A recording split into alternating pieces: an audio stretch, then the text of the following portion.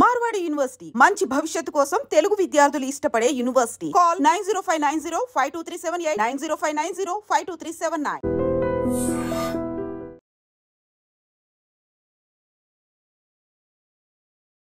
నమస్తే, welcome to I dream social spotlight with కవిత.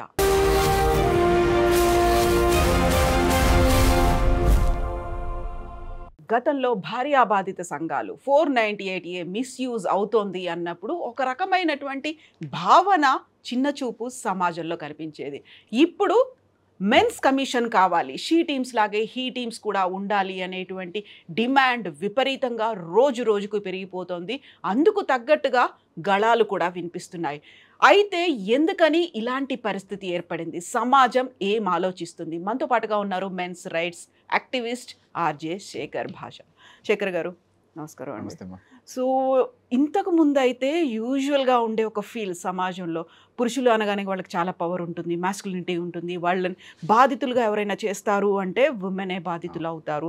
అలా ఎలా అవుతుంది కాదు అనుకునేవాళ్ళు. ఈ మధ్యన పెరుగుతున్నటువంటి ఈ ట్రెండ్ చూస్తున్నప్పుడు మీరు మెన్స్ కమిషన్ కావాలన్నారు, హీ టీమ్స్ కావాలని పోరాడుతున్నారు. రెస్పాన్స్ ఎలా వస్తుంది సమాజం నుంచి? ఎక్సలెంట్గా వస్తుందమ్మా. మనకి మీరు గమనిస్తే నిన్న మేము చేస్తున్న he teams or men's commissions కోసం పోరాటంలో ఎక్కువ మంది మనకి లాయర్స్, అలాగే రిటైర్డ్ కొంతమంది పోలీస్ ఆఫీసర్స్ అండ్ అలాగే పబ్లిక్ ప్రాసిక్యూటర్గా చేసిన ఆయన కూడా.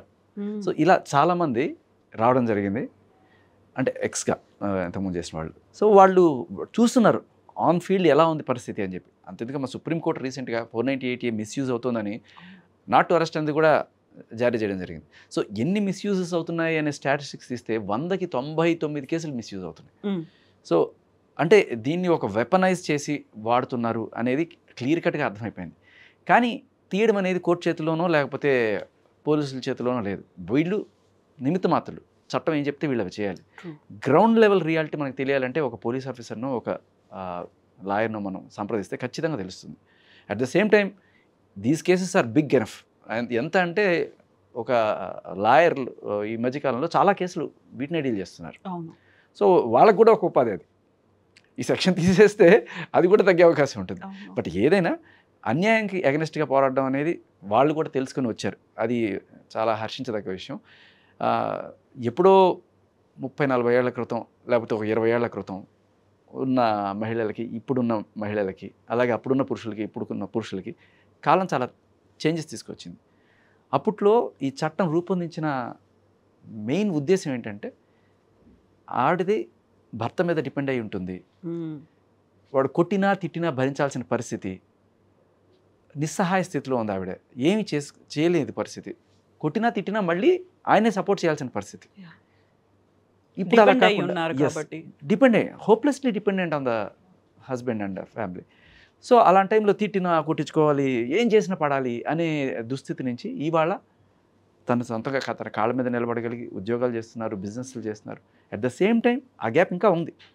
కానీ ఇప్పుడు నేను చెప్తున్న బాధితులు ఎవరైతే ఉన్నారో మగవాళ్ళు, ఇలా బాగా వెల్ ఎడ్యుకేటెడ్గా ఉండో లేకపోతే అన్నీ తెలిసి వాళ్ళ కాళ్ళ మీద వాళ్ళకి నిలబడగలిగిన శక్తి ఉండి కూడా భరణాలు డిమాండ్ చేయడము, లేకపోతే మీరు చూశారు ఒక ఆవిడ ఈజీ మనీ అని చెప్పి తెలుసుకొని 7 మందినో 8 మందినో పెళ్లి చేసుకుంది. పెళ్లి చేసుకోవడం 498 పెట్టడం, 50 లక్షలు 30 లక్షల సెటిల్మెంట్ చేసుకోవడం, ఒక 2 ఏళ్లలో 7 మంది దగ్గర నుంచి దాదాపు 3 కోట్లు వసూలు చేసింది ఆవిడ. So it has become a weapon. అంటే దీనికి ఎక్కడ లోటుపాట్లు జరుగుతున్నాయంటే, నిజంగానే అన్యాయం జరిగితే ఆవిడకి న్యాయం జరగాలి, మనం అందరం కూడా ప్రశ్నించాలి. కానీ మన చట్టం ఎంత లూజన్ చేసేసారంటే ఏ ఎవిడెన్సెస్ లేకుండా, ఏమీ లేకుండా ఒక రిపోర్ట్ తోటి జస్ట్ భార్య కాబట్టి నువ్వు వెళ్ళి రిపోర్ట్ చేసి తీసుకొచ్చి లోపలేసి అనే స్టేజ్కి ఈ చట్టం వెళ్ళిపోయింది. వాడు అవునన్నా కాదన్నా ఏం చేసినా వాడు లోపలికి వెళ్ళాల్సిన పరిస్థితి. ఇది నిజానికి కళ్ళకి అంతలు కట్టేసినట్టు. ఇటువంటి పరిస్థితిలో చాలామంది ఇరుక్కోవడం ఇదొకటే కాకుండా సెక్షన్ 498A మాత్రమే కాదు, 493 కూడా మిస్యూజ్ అవుతుంది.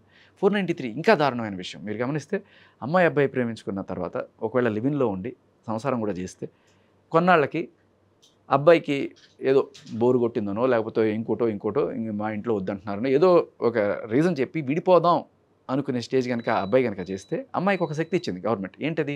493 ప్రకారం వెళ్ళి కేసు పెడితే, ఇప్పుడు రాజ్ తరుణ్ మీద పెట్టిన కేసు అది. ఏంటది అంటే అతను నన్ను వాడుకొని మోసం చేశాడు, పెళ్లి చేసుకుంటాను లేకపోతే పెళ్లి చేసుకున్నాను నన్ను భ్రమింపజేసి నాతో సంసారం చేసి ఇవాళ నన్ను అబాండన్ చేశాడు అనే కేసు మీద ఆయన పెడితే 10 ఏళ్ళు జైలు శిక్ష.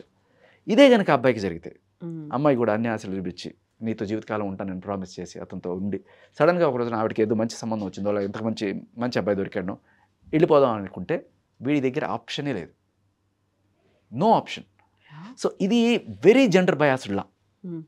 అంటే పెడితే ఇద్దరికి పెట్టాలి. ఇప్పుడు వీళ్ళంటి వాళ్ళు ఏం చేస్తారు, ఒకవేళ నాకు అన్యాయం జరిగింది నేను వెళ్ళి ఎవరికైనా నా గోడు వెళ్ళబోచుకుందాం అంటే వినే నాదుడే లేడు, పోలీస్ స్టేషన్కి వెళ్తే పోరా అంటారు. అదే మహిళ వెళ్ళి వెళితే ముందు వెనక చూడకుండా కేసులు పెట్టే పరిస్థితి. వీళ్ళు వెళ్ళి మొత్తం సాక్ష్యాలన్నీ చూపించినా కూడా ఇంకా చూద్దాం, ఇంకా లీగల్ ఒపీనియన్ పంపిద్దాం, ఇలా తాత్సారం చేస్తుంటారు. అక్కడ వీడు ఒకవేళ కనుక ఇది మనకి జరగదు అని తెలుసుకొని చట్టాన్ని వీడి చేతిలోకి తీసుకొని అమ్మాయి మీద దాడి చేసినా, లేదు నేను హోప్లెస్ సిచ్యువేషన్లో నేను చచ్చిపోతా అని చెప్పి వీడు చచ్చిపోయినా, లైక్ అతుల్ సుభాష్ ఇలాంటి వాడు, ఈ రెండు జరగచ్చు. దీనికి కారణం ఏంటంటే ఒక సిస్టమ్ లేదు. మగాడి గోడు వినడానికి ఒక సిస్టమ్. నువ్వు తర్వాత న్యాయం చేస్తావా చేయవా అనేది వేరే విషయం. ఒక ఆర్గనైజేషన్ నువ్వు ఎస్టాబ్లిష్ చేస్తే వస్తారు నీ దగ్గరికి, నీకు తెలుస్తుంది మ్యాగ్నిట్యూడ్ ఎంతమంది వస్తున్నారు, 1000 మంది వస్తున్నారా, 1,00,000 మంది వస్తున్నారు, ఎంతమంది బాధితున్నారు, నువ్వు పెడితే కదా తెలిసేది. సో ఇప్పుడు జెండర్ బేస్డ్గా అయితే ఒక ఆలోచన అనేది కనిపిస్తుంది తప్ప అక్కడ విక్టిమ్ ఎవరు అనేది ఎందుకని చూడలేకపోతున్నారంటారు. మీరు చెప్పినట్టుగా నిజంగా ఒకటి సిస్టమ్ని ఎస్టాబ్లిష్ చేస్తే వస్తారేమో. ఇప్పటికీ బయటికి రాకపోవడానికి కారణం చిన్న చూపు ఉందా, లేకపోతే పర్లేదు, లేకుంటే కుటుంబం ఇంతకుముందు ఆలోచించేవాళ్ళు ఉమెన్కి సంబంధించి విడాకులు తీసుకుంటే కుటుంబ పరువు ఏమవుతుందో, అలాంటి స్థితి ఇప్పుడు మగవాళ్ళకి వచ్చిందంటారా?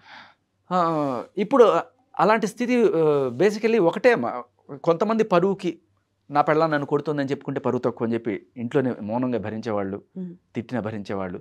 లేదు కొంతమంది, నేను చూశాను ఆల్రౌండర్ రవి అని ఒక అతను ఇంతకుముందు బాగా ఫేమస్ అతన్ని ఇష్టం వచ్చినట్టు పచ్చి బూతులు తిట్టి అతన్ని కొట్టి మళ్ళీ 100కి డైల్ చేసి అతన్నే ఇరికించడానికి ప్రయత్నిస్తూ ఉంటుంది అనమాట. సో ఇది తట్టుకోలేక అతను ఫైనల్గా బయటకు వచ్చాడు. తర్వాత కాల్ రికార్డ్స్ కూడా బయటపడ్డాడు. ఎంత క్రౌరంగా ఆ అమ్మాయి అతని పైన చేస్తుంటారు అంటే అక్రమ సంబంధాలు పెట్టుకొని అది ప్రశ్నిస్తే వీళ్ళు నన్ను గృహహింస చేస్తున్నారని చెప్పి టార్గెట్ చేసే పరిస్థితి కూడా కనబడుతుంది అనమాట. అండ్ అన్నిటికంటే దారుణం ఏంటంటే అమ్మ, ఇప్పుడు లేడీస్ కొట్టినా పర్లేదు, మగాడు తీసుకోగలడు, కొంచెం ఫిజికల్గా స్ట్రాంగ్గా ఉంటాడు కాబట్టి. కానీ ఎప్పుడైతే తిడుతుందో వాడిని తిట్టినా పర్లేదు, ఒరే వెధవానం ఏం తిట్టినా పర్లేదు, అమ్మని తిట్టి లేకపోతే వాళ్ళ ఫ్యామిలీని దుర్భాషలు ఆడితే, ఎస్పెషల్లీ ఈ మధ్యకాలంలో మనం చూస్తున్నాం ట్రెండ్, ఈ పచ్చళ్ళు అమ్ముకునే ఆవిడ కూడా వాళ్ళ అమ్మని ఎంత నీచంగా దూషించిందో. ఏ అమ్మని అలా దూషించకూడదు, అటువంటి భాషలు దూషించినప్పుడు అదే ఎదురుగా మనిషి కనుక ఉంటే చేయలేస్తుంది, ఎవరికైనా కొట్టేద్దాం అనిపిస్తుంది. ఒకసారి కొట్టిన తర్వాత ఇదిగో దెబ్బ, ఇదిగో కేసు. సో దెబ్బలకి కేసులు ఉన్నాయి కానీ ఇలా టార్చర్కి అండ్ మనం మహిళని గౌరవిస్తున్నాం అనుకుంటున్నాం కానీ ఈ వాళ్ళ దాకా ఒక మగాడు కనుక ఆడవాళ్ళని తిడితే వాడి మీద మోడెస్టీ ఆఫ్ ఉమెన్ కింద కేసులు పెడుతున్నారు. కానీ ఒక ఆడదాన్ని తిడుతున్నప్పుడు, అది కూడా తల్లిని తిడుతున్నప్పుడు ఏ రకమైన చట్టాలు ఉన్నాయి మన దగ్గర? ఎగ్జాంపుల్ మీకు చెప్తా. ఈ కేసులో, ఇది ఇంతకుముందు ఈ పచ్చళ్ళ కేసులో చాలా నీచంగా తల్లిని దూషించింది. రాజ్ తరుణ్ కేసులో వాళ్ళ తల్లిని చాలా దారుణంగా దూషించింది. మగాడికి వాడిని నిజంగా తిట్టిన తట్టుకోగలడు కానీ తల్లిని తిడితే తట్టుకోలేడు. సో ఆడదే కదా, ఆడది దూషిస్తే పర్లేదా? మనం తల్లికి వందనం, అమ్మ ఒడి, ఈ తల్లికి గౌరవిస్తాం అని చెప్పి ఇన్ని మాటలు చెప్తున్నాం కదా, తల్లి కోసం ఒక చట్టం చేశారా? ఎక్కడ వస్తుందంటే ప్రాబ్లం, గొడవలు వీళ్ళు తిడతారు, వీళ్ళు కొడతారు, కొట్టినప్పుడు కేసులు అవుతున్నాయి, వాడి ఉద్యోగాలు పోతున్నాయి, వాడి జీవితాలు నాశనం పోతున్నాయి. బట్ తిట్టినప్పుడు వీడి సంయమనం పాటించి వీడికి ఒక సిస్టమ్ ఉండి, అవును నా భార్య నన్ను ఈ రకంగా మానసికంగా చిత్రవద చేస్తుంది, తల్లిని తిడుతుంది అని చెప్పి వీడు చెప్పుకోవడానికి ఒక కేసు పెట్టడానికి ఒక సంస్థ ఉంటే వీడు కొట్టడు, ఆవిడికి పెయిన్ తగలదు. అట్ ద సేమ్ టైం చట్టం ఉంది అని తెలిస్తే నోరు కూడా అదుపులో ఉంటుంది. ఉమెన్ రైట్ యాక్టివిస్టులు ఉన్నారు, ఉమెన్ యాక్టివిస్టులు ఉన్నారు, యానిమల్ యాక్టివిస్టులు ఉన్నారు. మీ వాయిస్ వినిపించడానికి, మీకు సపోర్టుగా ఒక సంఘీభావం, మద్దతు తెలపడానికి మెన్స్ రైట్స్ యాక్టివిస్టులు ఎంతమంది ఉన్నారు మీతో కలిసి వచ్చేవాళ్ళు? తక్కువే ఉన్నారమ్మా, కానీ మునుపటితో కంపేర్ చేస్తే పెరుగుతుందనే చెప్పుకోవాలి. ఖచ్చితంగా మీరు ఆ మాట అంటే నాకు కొంచెం హాస్యాస్పదంగా అనిపిస్తుంది. ఎలా అంటే ఎనిమల్ యాక్టివిస్టులు కూడా ఉన్నారు. మగాడి బతుకు కుక్క కన్నా దారుణమా అనిపిస్తుంది.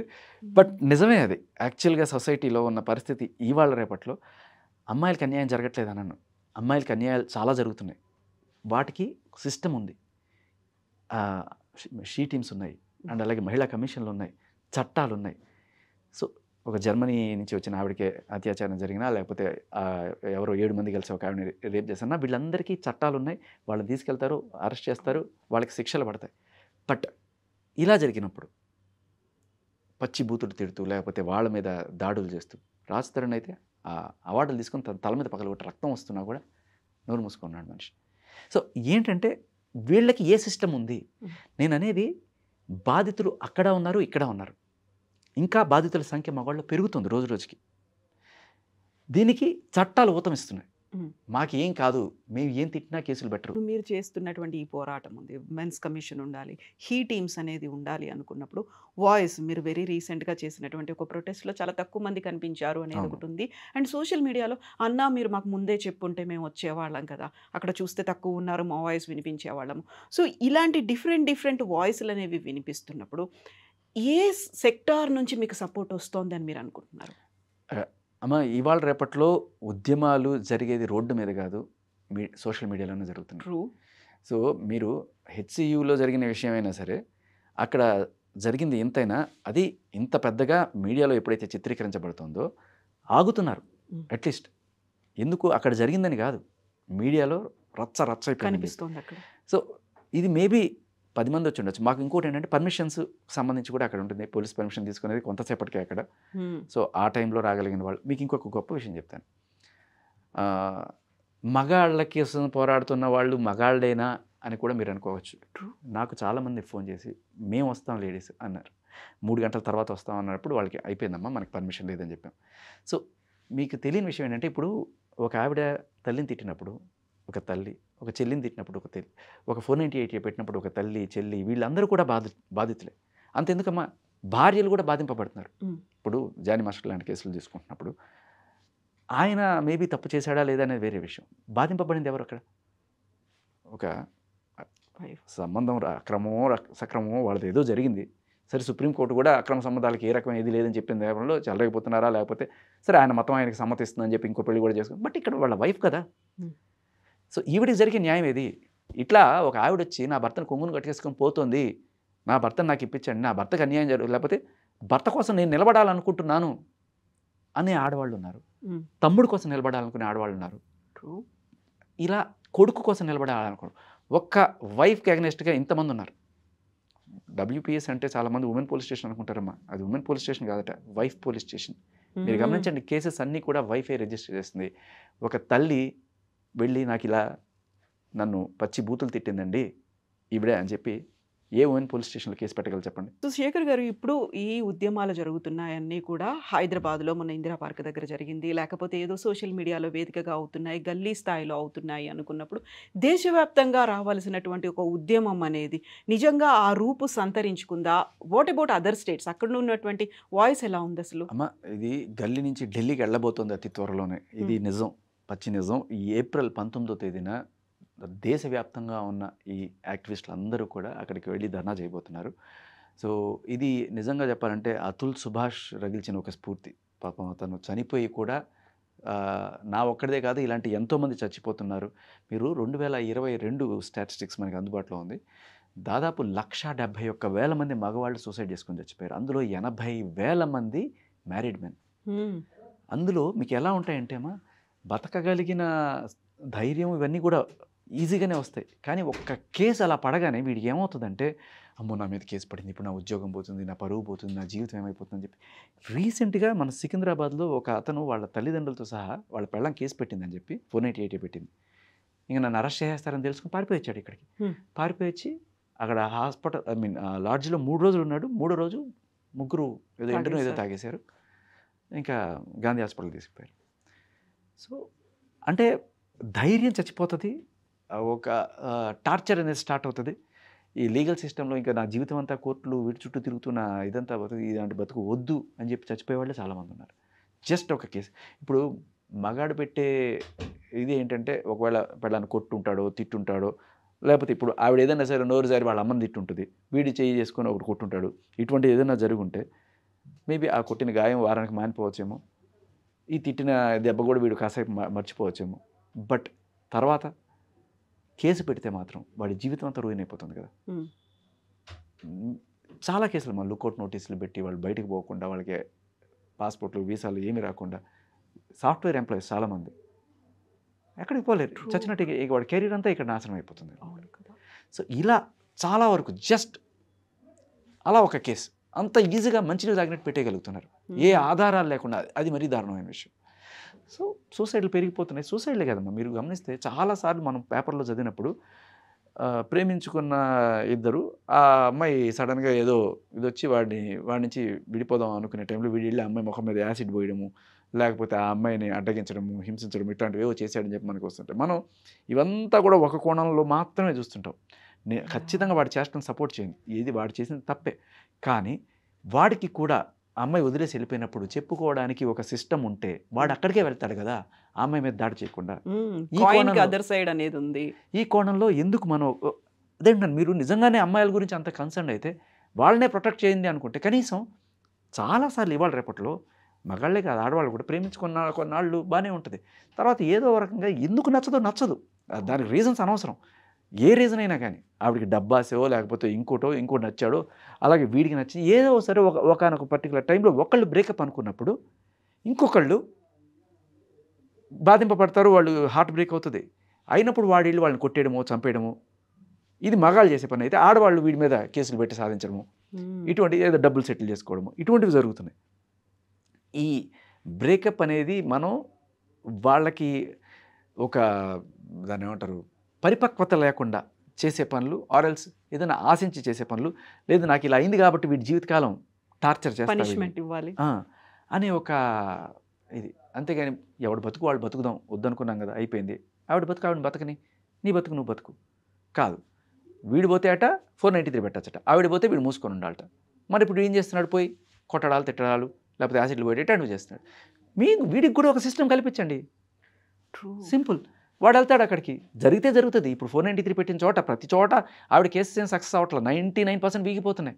కానీ కేసు పెట్టగలుగుతుంది అక్కడ, ఏదో ఆవిడకి ఒక సాటిస్ఫాక్షన్.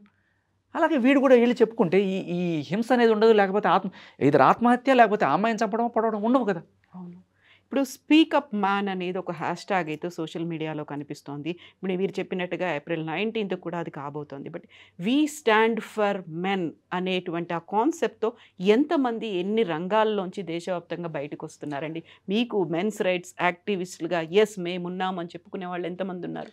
అమ్మ నేను చెప్తున్నాను కదా, దీనికి రావాల్సింది ముఖ్యంగా మహిళలు రావాలి. ఎందుకు చెప్తున్నానంటే, మనం ఇన్నాళ్ళు కూడా వచ్చే మగాళ్ళందరినీ గమనించండి. ఎందుకు వచ్చారమ్మా మగాళ్ళందరూ కూడా? ఒక తల్లికి, ఒక చెల్లికి, ఒక భార్యకి అన్యాయం జరుగుతుంది, వాళ్ళని మనం ప్రొటెక్ట్ చేసుకోవాలి, వాళ్ళు మన సిస్టమ్, వాళ్ళే లేకపోతే మనం ఎక్కడ అనే ఒక మంచి ఉద్దేశంతో వచ్చారు. దట్ డజంట్ మీన్ ఎక్కడైనా ఒక రేప్ జరిగితే ప్రతి మగాడు వెధవని కాదు కదా. ఒక అమాయకమైన తమ్ముడు ఉండొచ్చు, ఒక అమాయకమైన భర్త ఉండొచ్చు, ఒక అమాయకమైన కొడుకు ఉండొచ్చు. వాడు నలిగిపోతున్నప్పుడు వాడి కోసం రారా అమ్మా?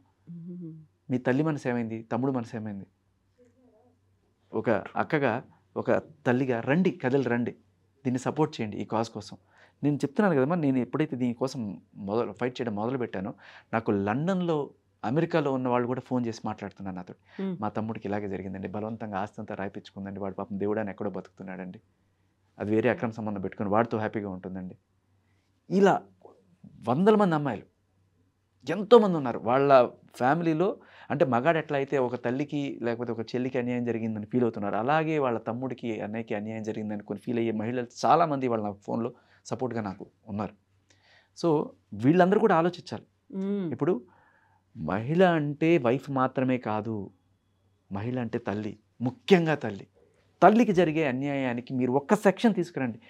తల్లిని దూషించిన ఎవడైనా సరే, అమ్మ అయినా అబ్బాయి అయినా సరే, తీసుకెళ్ళి లోపలేస్తాం అనే ఒక చట్టాన్ని తీసుకురండి. ఎవరి నాలికైనా సరే మళ్ళీ మెదులుతుంది. ఆలోచించండి, ఎంత ఈజీ అయిపోయిందమ్మా ఒక తల్లిని తిట్టడం, ఎస్పెషల్లీ మహిళలు. ఇప్పుడు మగాడి తిడితే పోసాన్ లాంటి వాళ్ళని లోపలేశారు, తిట్టకుండా ఉంటారు. మరి మహిళలను కూడా నలుగురు లోపలేండి. ఇప్పుడు ఆ చిట్టి పికిల్స్ ఏదో ఉంది కదా, ఆవిడ ఎంత నీచంగా మాట్లాడింది తల్లిని. అందరూ ఇప్పుడు సానుభూతి చూపిస్తున్నారు ఆవిడకి. కొంతమంది పాపం వదిలేయండి క్షమాపణ చెప్పేసింది కదా అని. మరి ఆయన కూడా పోసానికి క్షమాపణ చెప్పేశారు కదా, ఆయన కూడా వదిలేచ్చు కదా. ఒకటి జరగాలి, శిక్ష పడాలి, పడితేనే ఇంకొకళ్ళు అలా మాట్లాడకుండా ఉంటారు. ఎస్. సో ఏప్రిల్ 19th ఈలోపు ఏం జరుగుతుంది? దేశవ్యాప్తంగా ఉద్యమానికి ఎంతమంది మద్దతు ఇస్తారు? ఒక వాయిస్ అయితే వినిపిస్తోంది, అందరం కలిసి ముందుకు వెళ్ళాలి అనేటువంటి ఒక ఉద్యమం అయితే స్టార్ట్ అవుతుంది. మేబీ నారాయణ భరద్వాజని పాపం ఆవిడ కూడా మహిళే, మగాళ్ళ కోసం నిలబడింది ఆవిడ. ఒక జర్నలిస్ట్ ఒక వాయిస్, ఒక ఫస్ట్ స్టెప్ అయితే పడబోతోంది. నిజంగా మీకు ఒక బలం అనేది రావాలి. More strength and more power to you Shekhar garu. So this has to go. Dharna మేము ఏదైతే చేసామో టీమ్స్ రావాలి, మగాళ్ళకి కమిషన్ రావాలని చెప్పి, ఈ క్రెడిట్ నాది మాత్రమే కాదు, కెవిన్ అనే ఒక బాధితుడు తను ఇట్లాగే తన మీద కేసులు పెడితే తను ఇనిషియేటివ్ తీసుకొని తనే పాపం పర్మిషన్స్ అన్నీ కూడా తీసుకొచ్చి ఆర్గనైజ్ చేసింది తనే అనమాట. సో తన కోసం సపోర్ట్గా నేను రావడం, ఇంకా చాలామంది లాయర్స్ కూడా రావడం అనేది జరిగింది. నిజంగా అందుకే మీరు అన్నట్టుగా మీకు ఒక వాయిస్, ఒక పవర్ అనేది రావాల్సినటువంటి అవసరం ఉంది. బోల్డ్ అన్ని గళాలు మీకు తోడుగా ఉండాలని కోరుకుంటూ, more power to you, best wishes to you Shekhar garu. Thank you. Thank you so much అండి. Thank you.